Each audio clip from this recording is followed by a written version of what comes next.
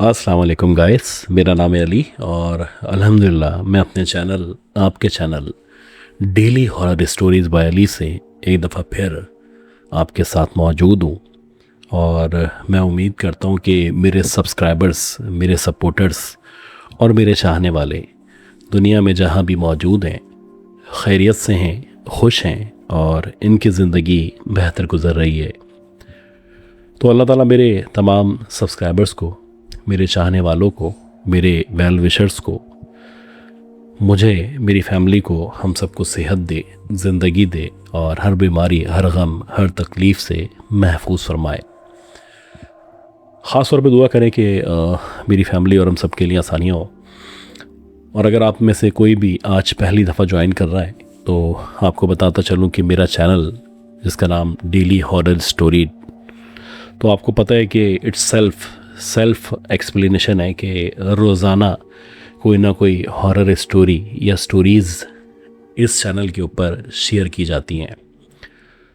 और हमारा मकसद ये होता है कि जो हमारे लिसनर्स हैं वो एंटरटेन हो, इस चैनल पे आएँ, पूरे दिन की जो भी परेशानियां हैं, गम तकालीफ़ हैं, उनको भूल जाएं और 20-25 मिनट, आधे घंटे के लिए इस दुनिया में जो कि हॉरर वर्ल्ड है शामिल हो जाएं। तो आप तमाम लोगों से इल्तिमास है कि इस चैनल को सबसे पहले सब्सक्राइब कर लें और इस वीडियो को, जो कि सबसे इम्पॉर्टेंट है, लाइक कर दें। अच्छा गाइज़, कुछ लोग हैं जो रेगुलर कमेंट्स करते हैं, तो भाई उन तमाम लोगों का शुक्रिया जिनमें ज़ुबैर अली साहब हैं, मुस्तफ़ा अली दार साहब हैं, जैन भाई हैं यूएस से, बहुत शुक्रिया। मिस मलाइका, आपका शुक्रिया। आसिफ खान साहब हैं, जमील अहमद साहब हैं, उबैद फ़ज़ल साहब हैं, मोहम्मद अदील हैं, रेगुलर लिसनर हैं, मिस अतिया तौसीफ़ हैं, मिस काशवा हैं यानी कामरान ख़ान साहब हैं, ग़ुलाम ख्वाजा बिलाल साहब हैं, हारून नज़ीर साहब हैं, सनी भाई हैं और अब्दुल अज़ीज़ हैं, मिस तस्लीम कौसर हैं, नबीला ज़िशान हैं, सबा अली हैं और नाज़िया सलीम के साथ साथ मिस हुमैरा हैं, बहुत शुक्रिया आपका। और तहसीन रज़ा साहब हैं। आसिफ भाई आपका भी शुक्रिया, सुमित्रो साहब का भी शुक्रिया। तो आज भी आपको ऐसा ही करना है कि जब ये स्टोरी मैं आपके साथ शेयर करूं तो इस स्टोरी पे कमेंट ज़रूर करना है कि आपको ये स्टोरी कैसी लगी। उससे होता है कि मेरी मोटिवेशन होती है और मुझे अच्छा लगता है कि भाई जो मैं मेहनत कर रहा हूँ, ये जो कंटेंट तैयार कर रहा हूँ, ये कंटेंट सुनने के बाद लोग एटलीस्ट एंजॉय कर रहे हैं उसको। तो आज की जो कहानी है बड़ी ही इंटरेस्टिंग कहानी है और ये कहानी जब मैंने सुनी और पढ़ी तो बड़ा अच्छा सा लगा। कुछ वजूहत हैं जिनकी बिना पे हम उस होटल का नाम शेयर नहीं कर सकते, लेकिन मैंने एक अरसा उस होटल के बहुत करीब टाइम गुजारा है और अभी भी गुजार रहा हूँ। ये जो होटल है ये एक होटल मोटल है, होटल भी है मोटल भी है और बलोच कॉलोनी के करीब वाक़या है। बहुत मशहूर होटल है और ये जो साहब हैं, जिन साहब की ये स्टोरी है, ये नहीं चाहते कि उसका नाम लिया जाए। खैर, नदीम जन्नत साहब की कहानी है और ये कहानी उस दौर की कहानी है जब कोरोना वायरस चल रहा था। अब जैसे कि आपको पता होगा कि 2019-20 में जब ये वबा आम हो चुकी थी तो हर प्लेटफॉर्म पे, हर जगह आप कहीं भी जाएं, सन्नाटा था। बिजनेसेस, ऑफिसेस, स्कूल्स, कॉलेज सब बंद थे और गवर्नमेंट ने बड़ी सख्त पाबंदी लगाई हुई थी और एक ख़ास टाइम था, उस टाइम में बाहर निकल सकते थे। तो ये बताते हैं कि वैसे ही जैसे कि सारे कारोबार मुतासर थे, तो हमारी जो होटल इंडस्ट्री थी ये बर्बाद हो चुकी थी। अब हमारा जो होटल, जो कि आज उसका नाम चेंज हो चुका है, तो उस दौर में ये बताते हैं कि जो हमारा होटल था ग्राउंड +3 या 4 पे मुश्तमिल था और ये जो होटल था, मैं इसमें एज मैनेजर जॉब किया करता था। तो क्योंकि मैं बेसिकली कराची से बाहर का था तो मैंने जब जॉब ज्वाइन की थी तो ये डिसाइड हो चुका था कि मैं यहीं पे रहूँगा, यानी मेरी रिहाइश का इंतज़ाम भी इसी होटल के अंदर किया जाएगा, जो कि बड़ी माकूल सी बात थी। और अक्सर ऐसा होता है कि जो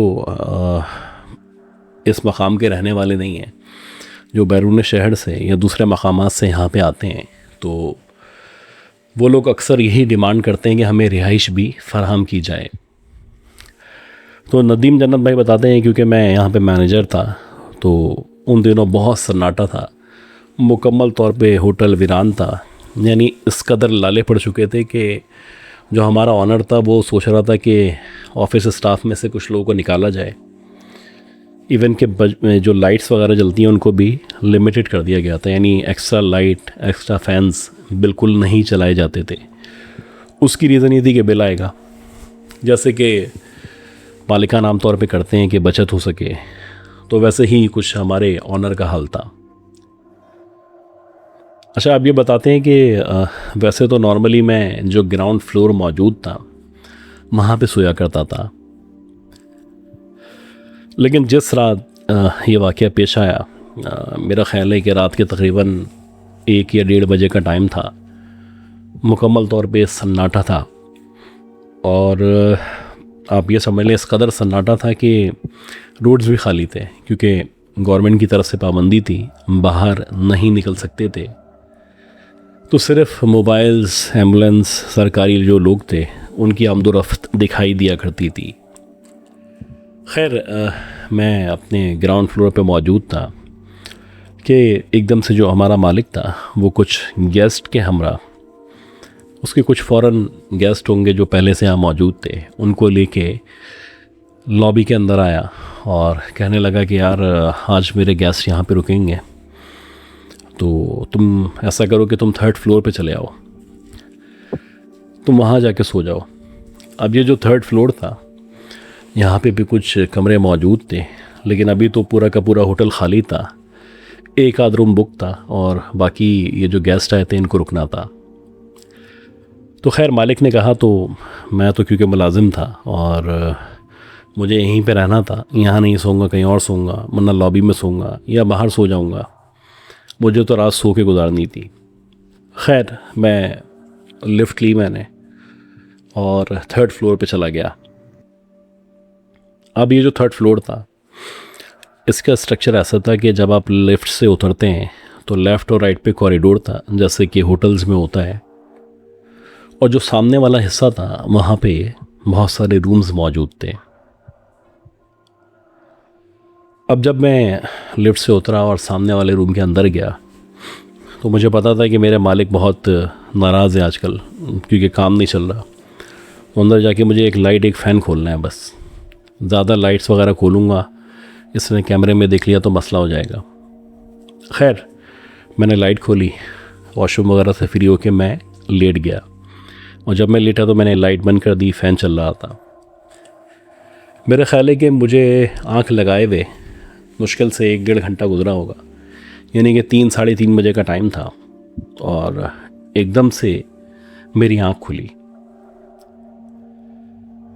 अब जब मेरी आँख खुली तो मुझे ऐसा लगा कि जो सामने लिफ्ट है, यानी जिस लिफ्ट के सामने वाले रूम में मैं मौजूद हूँ, तो मेरे और लिफ्ट के दरमियान ये दरवाज़ा था। दरवाज़ा खोलें तो सामने लिफ्ट नज़र आती थी। मुझे ऐसा लगा कि लिफ्ट नीचे से मूव होती हुई यहाँ पे, यानी 3rd फ्लोर पे आके रुकी है। अब जब ये 3rd फ्लोर पे आके लिफ्ट रुकी तो जैसे कि दरवाजे के नीचे से जब लिफ्ट खुलती है तो अंदर लाइट जल रही होती है, रोशनी होती है, तो वो रोशनी मुझे दिखाई दी और ये कंफर्म हो गया कि कोई लिफ्ट में आया है, लिफ्ट आके रुकी है। अच्छा, हैरान कुन बात ये थी कि वैसे तो लिफ्ट मुश्किल से 10 या 8 सेकंड में खुद ब खुद बंद हो जाती थी, लेकिन तकरीबन 30 सेकंड तक, 40 सेकंड तक मुसलसल लाइट जलती रही, लेकिन ना ही कोई बाहर आया, ना ही किसी के कदमों की आवाज़ आई। लेकिन ऐसा लग रहा था जैसे कोई ऑब्जेक्ट लिफ्ट के दरवाजे को बंद करने के दरमियान मौजूद है, यानी ना ही कोई बाहर आ रहा था, ना ही कोई अंदर जा रहा था, लिफ्ट के दरवाजे के दरमियान था। तो शायद इसी वजह से लिफ्ट का जो दरवाज़ा था वो बंद नहीं हो रहा था। खैर, जब मैंने कुछ देर ये सूरत हाल देखी तो मैं अपने बेड से खड़ा हुआ, और जैसे ही मैं खड़ा हुआ अब मुझे लगा कि कोई लिफ्ट से चलता हुआ भारी कदमों के साथ मेरे रूम या दरवाजे की तरफ आया है। और ना सिर्फ आया है बल्कि मुझे बाकायदा लाइट का जो शेडो था उस शेडो से दिखाई दे रहा था कि रोशनी के बीच में, यानी जब एक जगह लाइट मौजूद हो और उसके सामने से कोई गुज़रे तो आपको रिफ्लेक्शन या साया नज़र आता है। तो ये साया कन्फर्मेशन था कि कोई सामने मौजूद है। अब मैं वेट कर रहा था कि जैसे कोई नॉक करेगा, अंदर आएगा, हो सकता है मेरे जो स्टाफ है, हाउस स्टाफ है वो हो, हाउस कीपिंग स्टाफ हो। अजीब बात ये थी कि धम धम धम ऐसे करके भारी कदम रखने की आवाज़ आई और एकदम से खामोशी हो गई। अच्छा, किसी ने नॉक नहीं किया। खैर, मैं खड़ा हुआ, मैंने जल्दी से दरवाज़ा खोला, और जब मैंने दरवाज़ा खोला तो बाहर कोई भी मौजूद नहीं था। लेकिन हाँ, लिफ्ट का दरवाज़ा खुला हुआ था, जैसे कोई मेल फंक्शन हो गया हो, ख़राबी हो गई उसमें। अब मैं देख रहा था कि लिफ्ट को क्या हो गया है। खैर, मैंने दरवाज़ा बंद किया और मैं अंदर आ गया। मैं आके लेटा, मैंने आंखें बंद की, और मेरा ख्याल था कि जो लिफ्ट ऑपरेटर है या नीचे जो चौकीदार है वो ख़ुद ही लिफ्ट ऑपरेटर को बुलाएगा और उसको सही करवा देगा, जो कि एक नॉर्मल सी प्रैक्टिस थी। लेकिन तकरीबन 4-5 मिनट तक मैं आंखें बंद करके लेटा रहा और कोई भी ऊपर नहीं आया। लेकिन 4-5 मिनट के दरमियान मुझे एकदम से ऐसा लगा कि मेरे रूम के अंदर की तरफ से और कभी बाहर जहाँ पे कॉरिडोर मौजूद है उस तरफ से एकदम से छन छन छन ऐसे करके आवाज़ सुनाई दे रही है। पहले ये जो आवाज़ थी ये बाहर की तरफ से आ रही थी, अब ऐसा लग रहा था मेरे बेड के सराउंडेड कोई घूम रहा है, और जो भी घूम रहा है बाकायदा उसके सांस लेने की आवाज़ मुझे अपने कानों में महसूस हो रही थी। खैर, मैं खड़ा हुआ। खड़े होने के बाद मैंने जब लाइट का बटन ऑन किया और जब लाइट ऑन हुई तो ऐसा लगा जैसे कॉर्नर ऑफ द आई से कि मेरे पीछे की तरफ से कोई निकल के शायद किचन की तरफ गया है। अच्छा, जो भी किचन की तरफ गया था वो वाकई में गया था, ये मेरा वहम नहीं था, मैंने बाकायदा जाते हुए देखा था। अब मैं यूँ मुड़ा और मुड़ने के बाद मैं किचन की तरफ गया और मैं सोच रहा था कि कोई शरारत तो नहीं हो रही मेरे साथ। मैं घूमता हुआ जैसे किचन की तरफ गया तो किचन में कोई भी मौजूद नहीं था। अब मैं किचन के अंदर झांक रहा हूँ और मुझे अपने पीछे की तरफ से हंसने की, जैसे गिगलिंग साउंड होता है, उस तरह की आवाज़ सुनाई दी। अच्छा, अब ये जो आवाज़ थी ये इतनी वाज़ेह आवाज़ थी कि बिल्कुल मेरे बैक साइड से मुझे सुनाई दी थी, और जैसे ही मैं पलटा तो मेरे सामने खिड़की मौजूद थी और खिड़की का दरवाज़ा खुला हुआ था, और उस खिड़की के ऊपर एक औरत, जैसे कि घाघरा वगैरह होता है इस तरह के लिबास में, उस खिड़की के ऊपर बैठी हुई थी। अब ये जो औरत थी, इसको जो हुलिया था प्योर गांव का लिबास था, और ऐसा लग रहा था जैसे गांव की कोई औरत है, और उसके बाल कुछ अजीब तरीके से ऐसे कंधे पे पड़े हुए थे। मुझे उसकी आधी बॉडी दिखाई दे रही थी, और वहाँ पे वो बैठी हुई है और ऐसे ऐसे करके अपने बालों को जो है जैसे कुछ खेल रही हो अपने बालों से या रिंग बना रही हो, और मुसलसल हंस रही थी। एक अजीब सी, आप समझ लें कि सफ़ेदी सी उसके चेहरे पे मौजूद थी, जैसे कि उसका चेहरा या तो बहुत ज़्यादा गोरा हो या कोई सफ़ेद चीज़ उसके चेहरे पे लगा दी गई हो। वो कुछ अजीब तरीके से हंसी चली जा रही थी और कुछ अजीब सी ज़बान में मुसलसल कह रही थी या पढ़ रही थी। ऐसा लग रहा था जैसे कोई मंत्र पढ़ रही है, कोई संस्कृत के अल्फाज थे जो वो बार बार दोहरा रही थी, और मैं बड़ा हैरान था कि ये क्या चक्कर है। अब इसी दौरानी में जब मेरी नज़र उस औरत के पैरों के ऊपर पड़ी तो उसके पाँव देख के तो मेरी जान निकल गई। उसके जो पाँव थे वो ना सिर्फ उल्टे थे, बल्कि ऐसा लग रहा था जैसे उसके पाँव उल्टे होने के साथ साथ बेतहाशा लंबे पाँव हैं। अब उसने बाकायदा ऐसे करके मेरी तरफ देखा, और जब उसने मेरी तरफ देखा और जब मैंने उसकी आंखों को देखा तो उसकी आंखों में आप समझ लें कि मुझे ऐसा लगा कि जैसे उसकी आंखों से शुआएं निकल रही हैं। अजीब शैतानी मुस्कुराहट उसके चेहरे पे मौजूद थी, और वो मुसलसल ऐसा लग रहा था मेरी बेबसी का मजाक उड़ा रही है। अब मैं मुकम्मल तौर पे पैरालाइज्ड हो चुका हूँ। मैं कोशिश कर रहा हूँ कि मेरी बॉडी मूव करे, मैं कुछ कहूँ कुछ पढ़ूँ, लेकिन ऐसा लग रहा है कि अल्फाज मेरा साथ नहीं दे रहे हैं। अच्छा, बात यहाँ पे ख़त्म नहीं हुई। अब मुझे ऐसा लगा कि किचन से एकदम से जल्दी से कोई बच्चा निकला है और निकल के दरवाज़े की तरफ भागा है, यानी जहाँ पे जो दरवाज़ा था जहाँ से एग्ज़िट होते थे वो उस तरफ निकला है। अब मेरी हालत ऐसी हो गई कि मेरे पसीने छूट रहे हैं और मुझसे कुछ कहा नहीं जा रहा। इसी दौरानी में ये जो औरत थी एकदम से अंदर की तरफ कूदी। अब जैसे ही ये औरत अंदर की तरफ कूदी तो बेसाख्ता मेरे मुंह से एक चीख निकली, और मैं इस कदर बुरी तरह चीखा कि शायद मेरे जो चीखने की आवाज़ थी ये नीचे तक सुनाई दी।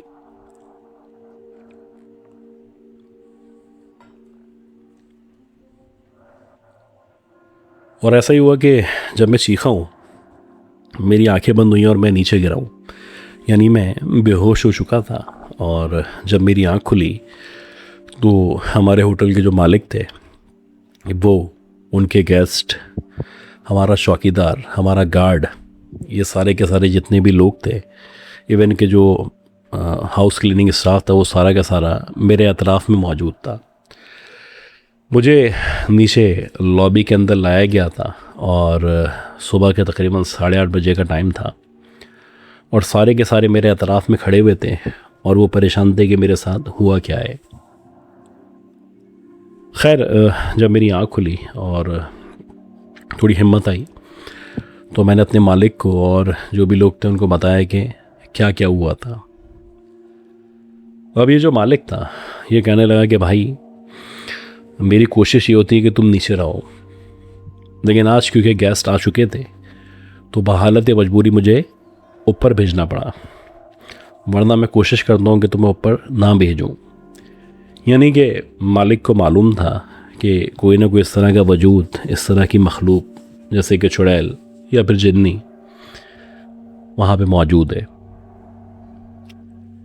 अच्छा, बात ये नहीं थी, बात ये भी थी कि वहाँ पे एक बच्चा भी दौड़ता हुआ दिखाई दिया था।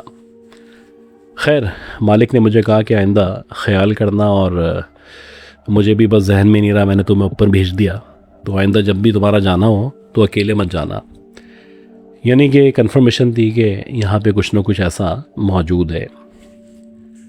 अच्छा, मैंने वहाँ पे काफ़ी अर्से जॉब किया। अब मैं एक बाकायदा 3 स्टार होटल के अंदर मौजूद हूँ और मेरी सैलरी वगैरह सारी चीज़ें अच्छी हैं, लेकिन आज भी मेरा जब उधर के स्टाफ से मिलना होता है तो वो यही कहते हैं कि जो 3rd फ्लोर है, ख़ास तौर पे जो लिफ्ट के सामने रूम और जो छोटा सा हिस्सा है जहाँ पे किचन वॉशरूम वगैरह मौजूद हैं, तो वहाँ पे ऐसी बहुत सारी चीज़ें हमेशा पेश आती रहती हैं। अक्सर कभी औरत, कभी बच्ची, कभी एक बच्चा वहाँ पे कॉरिडोर में भागते हुए दिखाई दिया करते हैं।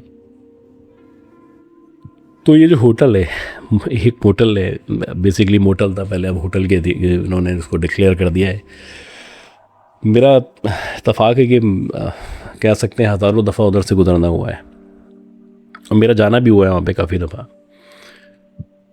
तो कभी कभी आपके इर्द गिर्द, आपके क़ुर्ब जवार में ऐसी जगह मौजूद होती हैं जो कि हॉन्टेड होती हैं और आपको पता नहीं होता।